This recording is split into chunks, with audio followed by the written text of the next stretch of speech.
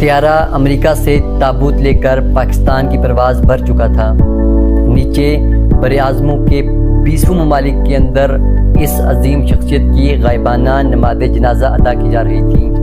صدی کی عظیم شخصیت سید ابو العلا مودودی کا جسد حاکی تھا، جو لاہور قذافی اسٹیڈیم پہنچ چکا تھا۔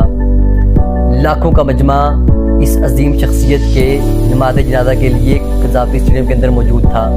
صدر مملکت عرب سمیت دنیا بھر کے ممالک سے سفیر اور اسلامی تحریکوں کے قائدین بھی پہنچ چکے تھے۔